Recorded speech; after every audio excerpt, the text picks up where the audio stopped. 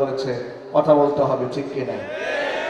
আলেমদের নামে মিথ্যা মামলা পড়ে দিয়েছে, অসংখ্য আলেমদেরকে জেল দিয়েছে, জরিমানা দিয়েছে। আমি সপ্তাহখানেক আগে দেখলাম একটা আলেম রাস্তায় নেমে মানববন্ধন করে বলছেন যে আমি একটা ওয়াজের মধ্যে শুধু বলেছিলাম জাতির পিতা ইব্রাহিম আলাইহিস সালাতু ওয়াস সালাম, এই কথা বলার কারণে মসজিদ থেকে আমার খেদমত চলে যায়, আওয়ামী লীগের লোকেরা জোর করে আমাকে মসজিদ থেকে তাড়িয়ে দেয়। আলেম আমাদের সাথে এখনো আচরণ যে জালেমরা করেছে, সেই জালেমদেরকে আল্লাহ রাব্বুল আলামিন ইতিহাসের আস্থা করে নিক্ষেপ করেছেন। কথা ঠিক কিনা যদি বলেন?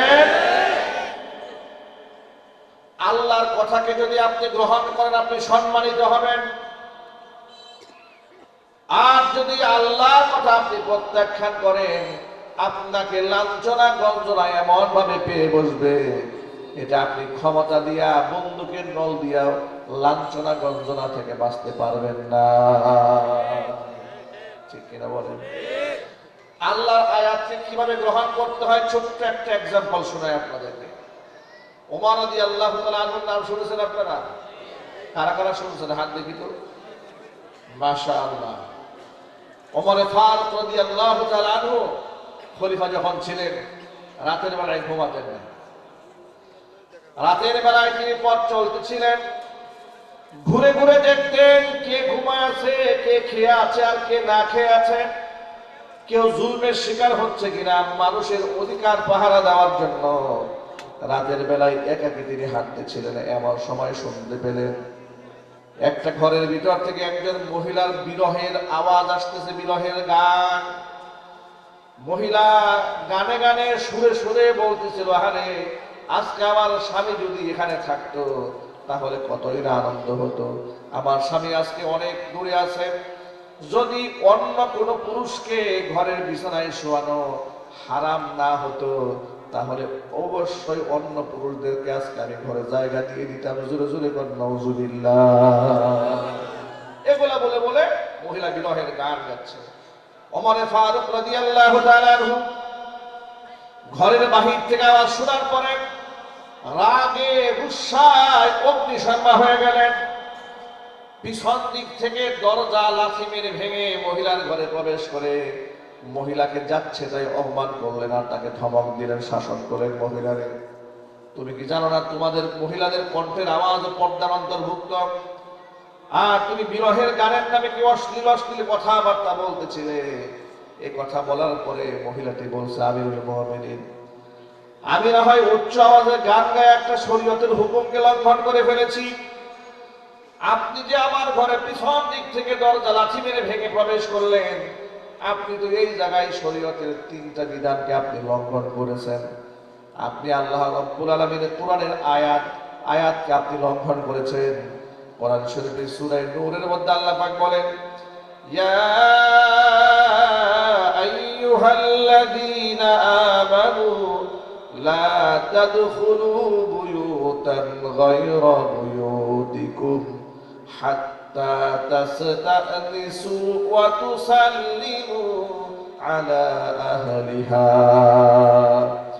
যালিকুম খায়রুল লাকুম লাআল্লাকুম তাযাক্কারুন। আল্লাহ পাক আয়াতের মধ্যে বলেছেন, ও ঈমানদারেরা, লা তাদখুলু বুয়ুতান গায়রা বুয়ুতিকুম, তোমরা অন্যের ঘরে প্রবেশ করতে গেলে ততক্ষণ প্রবেশ করতে পারবে না যতক্ষণ না পর্যন্ত ঘরের মধ্যে থাকা মানুষের কাছ থেকে অনুমতি প্রার্থনা না করবে। ওয়াতুসাল্লিমু আলা আহলিহা, ঘরে থাকা মানুষদেরকে যতক্ষণ না পর্যন্ত সালাম তোমরা না দেবে। এর মানে কারো ঘরে প্রবেশ করতে গেলে অনুমতি নেওয়ার দরকার আছে না নাই? আরো জোরে বলেন।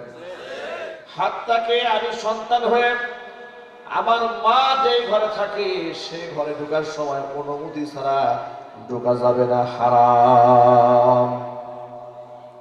মায়ের ঘরেও আপনি সন্তান অনুমতি ছাড়া ঢুকতে পারবেন না। সাহাবায়ে কেরাম শুনে, হে আল্লাহর রাসূল, আমারই তো মা, আমার মায়ের সাথে আমার পর্দার বিধান নাই, তা আমি আমার মায়ের রুমে ঢুকতে অসুবিধা কি? হুজুর এমন একটা কথা বললেন, এই কথাটা আপনারা সকলে মনে রাখবেন। রাসূল বললেন, তুমি কি তোমার মাকে উলঙ্গ দেখতে পছন্দ করবে? সাহাবী বললেন, নিশ্চয় না ইয়া রাসূলুল্লাহ। তুমি যে তোমার মায়ের রুমে পারমিশন ছাড়া ঢুকতে চাও, তুমি কি এই কথা আন্দাজ করো না? এমনও হতে পারে তোমার মা খুব রিল্যাক্সে আছেন, একটু একটু ফ্রি হয়ে আছেন, হয়তো উড়নার গায়ে নাও থাকতে পারে, এমন অবস্থায় থাকতে পারে। তুমি সন্তান হয়ে মায়ের রুমে ঢোকার আগে সালাম দিলে না, অনুমতি প্রার্থনা করলে না, হুট করে ঢুকে পড়লে। তোমার মাকে যদি এই অবস্থায় তুমি দেখো, তোমার মাও লজ্জিত হলেন, তুমিও লজ্জিত হলে। সুতরাং এমন অবস্থার সম্মুখীন হওয়ার আগে সতর্ক হও, অনুমতি ছাড়া কারো ঘরে প্রবেশ করতে পারবে না। চিৎকার দিয়ে বলো আল্লাহু আকবার। ইসলাম এক সভ্য সুশৃঙ্খল ধর্মের নাম, এত সুন্দর বিধিবিধান ইসলামে আছে। সুতরাং ইসলামী জীবন ব্যবস্থার উপরে আর কোন জীবন ব্যবস্থা আছে নাই। মহিলা বলেন, ওমর আপনি তো শরীয়তের আইন লঙ্ঘন করছেন, আপনি আমাকে সালামও দেন নাই, আপনি আমার কাছে অনুমতি প্রার্থনা করেন নাই। 3 নাম্বার, আপনি যে অপরাধটা করেছেন, হুজুর বলেছেন কার ঘরে প্রবেশ করতে হলে সামনের দরজা দিয়ে প্রবেশ করতে হয়, আপনি পেছনের দরজা লাঠি দিয়ে ভেঙে আপনি ঢুকেছেন। আপনি তিনটা শরীয়তের আইনকে লঙ্ঘন করেছেন। এই কথা শোনা মাত্র এতক্ষণ পর্যন্ত হযরত ওমর রাগে গুসায় তিনি অগ্নিশর্মা ছিলেন, একেবারে বরফের মতো ঠান্ডা হয়ে গেলেন। মনে হলো হযরত ওমরের উপরে কেউ ঠান্ডা পানি ঢেলে দিয়েছে। জোরে বলেন আল্লাহু আকবার। রাগান্বিত ওমর ঠান্ডা হয়ে মহিলাকে বলছে, আল্লাহর বান্দি, তোমার অপরাধের জন্য তুমি আল্লাহর কাছে তওবা করো, আর আমার অপরাধের জন্য আমি আল্লাহর কাছে তওবা করি। সুবহানাল্লাহ। এরপরে হযরত ওমর জিজ্ঞেস করলেন, তোমার মনে এত বিরহ কেন, কষ্ট কেন? তিনি বললেন, খলিফা, আমার স্বামী প্রায় 6 মাস ধরে আমার থেকে দূরে আছে। নবী করিম সাল্লাল্লাহু আলাইহি ওয়াসাল্লামের সাহাবীরা জিহাদের ময়দানে অনেক সময় দূর অঞ্চলে যেতে হতো। তিনি বললেন, আমার সাহাবী যুদ্ধের কাজে প্রায় 6 মাস ধরে আমার থেকে দূরে আছে। এবার ওমর ফারুক রাদিয়াল্লাহু তাআলা আনহু মহিলার মনোভাব বুঝতে পারলেন, মনোবেদনা বুঝতে পারলেন।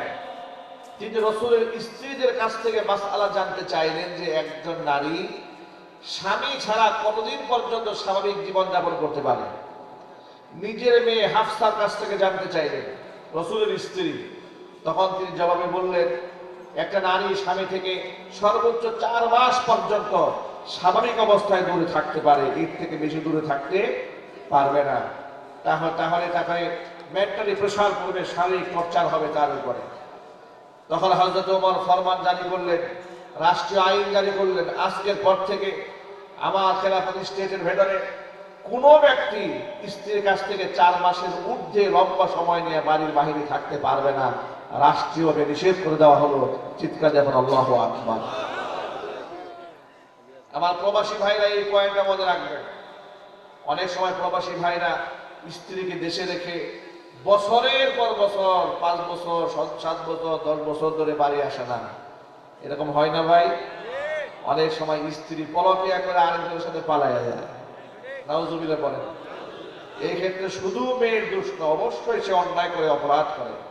কিন্তু ওয়ালি জাসাদিকা আলাইকা হাক্কুন, আপনার শরীরের উপর আপনার হক আছে, আপনার স্ত্রীর উপর আপনার হক আছে, আপনার উপর আপনার স্ত্রীর হক আছে। একে অপরের হক যদি আদায় না করেন, এর দ্বারা অনেক ধরনের ক্ষতি, অনেক ধরনের অন্যায় সমাজের মধ্যে সৃষ্টি হয়। সুতরাং শরীয়তের বিধানগুলো আল্লাহ পাক আমাদেরকে মানার তৌফিক দান করুন। জোরে বলেন আমিন। এই ঘটনা থেকে আমি আপনাদের সামনে সবক দিতে চেয়েছি, ইসলামের বিধিবিধান কিংবা আল্লাহর কোনো আয়াত সামনে আসলে সেখানে যুক্তি তর্ক দিয়ে একঘেয়েমি করে তার উপর থাকা যাবে না। আল্লাহর হুকুমটাকেই হাসি মুখে মানতে হবে। বলেন ইনশাআল্লাহ।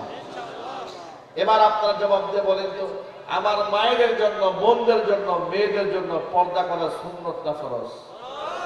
সবাইকে জুড়ে বলতে হবে। পর্দা করলে লাভ আছে না নাই? কি লাভ আছে? কোরআন থেকে শোনা আপনাদের কি? আল্লাহ রাব্বুল আলামিন বলছেন, ইয়া আইয়ুহান নাবিয়্যু কুল লিআজওয়াজিকা ওয়া বানাতিকা ওয়া নিসাইল মুমিনিন ইউদনিনা আলাইহিন্না মিন জালাবিবিহিন্না যালিকা আদনা আন ইউরাফনা ফালা ইউযাইন ওয়া কানা আল্লাহু গফুরার রাহিমা। নবীজি, আপনি আপনার স্ত্রী, আপনার কন্যা এবং মুমিনদের স্ত্রীদেরকে আপনি বলে দিন, প্রয়োজনে তারা যখন ঘরের বাহিরে যাবে তারা যেন পর্দা করে জিলবাব মাথার উপর দিয়া গোটা দেহটা আবৃত করে বাহিরে যায়, পরপুরুষের সামনে মুখ খুলে যেন তারা না যায়। ইবনে মাসউদ রাদিয়াল্লাহু তাআলা আনহু আয়াতের ব্যাখ্যা করে বলেছেন, মেয়েরা শুধুমাত্র একটা চোখ খোলা রাখবে, বাকি পুরো দেহটাই পর্দার নিচে আবৃত করে রাখবে। জোরে বলেন সুবহানাল্লাহ। এইভাবে যদি পর্দা সহকারে চলতে পারেন, যালিকা আদনা ইউরাফনা ফালা ইউযাইন, এরা যে স্বাধীনা মুসলিম রমণী চেনা সহজ হয়ে যাবে, এদেরকে উত্ত্যক্ত করা হবে না, বিরক্ত করা হবে না, এরা ইফতিজিং এর সম্মুখীন হবে না। জোরে জোরে বলেন আল্লাহু আকবার। তাহলে বোঝা গেল ইফতিজিং মুক্ত সমাজ যদি করতে চায়, পর্দার বিকল্প কোনো রাস্তা নাই। আমরা কি আমাদের মেয়েদেরকে পর্দায় রাখবো না ইনশাআল্লাহ? সবাইকে জোরে বলেন ইনশাআল্লাহ। হুজুর বলেছে 3 শ্রেণীর মানুষের জন্য আল্লাহর জান্নাত আল্লাহ হারাম করে দিয়েছেন। কয় শ্রেণী? 1 নাম্বার যারা মদ খায় তাদের জন্য আল্লাহর জান্নাত হারাম। 2 নাম্বার ওয়ালাকুল, পিতামাতার অবাধ্য সন্তানদের জন্য আল্লাহর জান্নাত হারাম। 3 নাম্বার ওয়াদাইয়ুসুল্লাযী ইউকিররু ফি আহাদিহিল খাবাস, ওই দাইয়ুস পুরুষ যে পুরুষ তার অধীনস্থ নারীদেরকে অশ্লীলভাবে চালায়, পর্দা করায় না, ওই সমস্ত পুরুষের জন্য আল্লাহর জান্নাত হারাম। সুতরাং নিজের বউকে কেউ যদি পর্দায় না রাখে, মেয়েকে যদি কেউ পর্দায় না রাখে, অবশ্যই তার জন্য আল্লাহর জান্নাত হারাম। এটা আমি বলিনি, বলেছেন মুহাম্মদুর রাসূলুল্লাহ সাল্লাল্লাহু আলাইহি ওয়াসাল্লাম। সুতরাং আমরা আমাদের স্ত্রীদেরকে শারঈ পর্দা করাবো, জোরে করে ইনশাআল্লাহ। পর্দার মধ্যে সম্মান আছে না নাই? জোরে বলেন। অনেক সময় লোকেরা বলে হুজুররা একটু বাড়াবাড়ি করে, পর্দার নামে হুজুররা একটু বাড়াবাড়ি করে, সীমা লঙ্ঘন করে, ধর্মের নামে বাড়াবাড়ি করে। আমি ভাইদেরকে বলি, আলেমরা বাড়াবাড়ি করেন না। আপনি আপনার স্ত্রীর সম্মান নাই বলে আপনি যেখানে সেখানে বেপর্দায় নিয়ে যাচ্ছেন। আলেমদের কাছে স্ত্রীর সম্মান আছে, ঠিক কিনা ভাই বলে? আচ্ছা, দামি জিনিস কি ফুটপাতে পাওয়া যায়? কথা বোঝেন না। খাঁটি স্বর্ণ কি ফুটপাতে বিক্রি হয়? খাঁটি ডায়মন্ড এটা কি ফুটপাতে বিক্রি হয়? না। একেবারে দামি দোকানে ডেকোরেশন করে সেখানে দেখবেন আবার ছোট ছোট লকার থাকে, লকারের মধ্যে দামি সম্পদগুলোকে তারা আটকায় রাখে। আপনি যদি দামি ডায়মন্ড দেখতে চান, আপনাকে ঘরের মধ্যে ঢুকতে হবে, এরপরে দেখা যায় সামান্য স্বর্ণ দামি হওয়ার কারণে লোকেরা রাস্তায় বিক্রি করে না, ডায়মন্ড দামি হওয়ার কারণে যেখানে সেখানে পাওয়া যায় না। কিন্তু ইমিটেশন স্বর্ণের মতোই দেখতে 10 টাকা 20 টাকা দিচ্ছেন, হকারদের হাতে কিনতে পাওয়া যায়, ঠিক না ভাই? আমি মনে করি প্রতিটা মুসলমানের কাছে তার মা, তার স্ত্রী, তার কন্যা পৃথিবীর সমস্ত হীরা, সমস্ত স্বর্ণের চাইতে মূল্যবান, ঠিক কিনা বলেন? সমস্ত সোনা দানার চাইতে বেশি মূল্যবান আমার মা আমার কাছে, আমার স্ত্রী আমার কাছে, আমার কন্যা আমার কাছে। এই জন্য আমার মা, আমার স্ত্রী, আমার কন্যা, তাদেরকে আমি রাস্তাঘাটে যেভাবে যেখানে খুশি সেভাবে পাঠাতে পারি না। আমি পর্দার মধ্যে গণ্ডিতে রাখি, কারণ সে আমার কাছে মহামূল্যবান সম্পদ। চিৎকার দিয়ে বললাম আল্লাহু আকবার। এটা আমার কথা নয়, এটা আল্লাহ রাসূল বলেছেন, ইন্নামাদ দুনিয়া কুল্লুহা মাতাউন ওয়া খায়রু মাতাঈদ দুনিয়াল মারআতুস সালিহা। দুনিয়ার মধ্যে যত সম্পদ আছে, সমস্ত সম্পদের মধ্যে সর্বশ্রেষ্ঠ সম্পদের নাম হচ্ছে নেককার মহিলা। সুতরাং প্রিয় ভাইরা, আসুন আমরা আমাদের স্ত্রীদেরকে পর্দায় রাখবো, বলেন ইনশাআল্লাহ। আমরা নিজেরা একাকী জান্নাতে যেতে চাই না, আমরা মা, বোন, স্ত্রী, কন্যা, ছেলে মেয়ে সকলকে নিয়েই জান্নাতে যেতে চাই। রাজি আছেন কারা কারা? তো হাত দেখতে চাই। আল্লাহ পাক যেন কবুল করে, জোরে করে আমিন, আর চিল্লায় করে আমিন। ইস্তিগফার ওয়া আস্তাগফিরুল্লাহ রাব্বি মিন কুল্লি যামবি ওয়া আতুবু ইলাইহি ولا حول ولا قوة إلا بالله العلي العظيم. اللهم صل على محمد وعلى آل محمد كما صليت على إبراهيم وعلى آل إبراهيم إنك حميد مجيد. اللهم بارك على محمد وعلى آل محمد كما باركت على إبراهيم وعلى آل إبراهيم إنك حميد مجيد.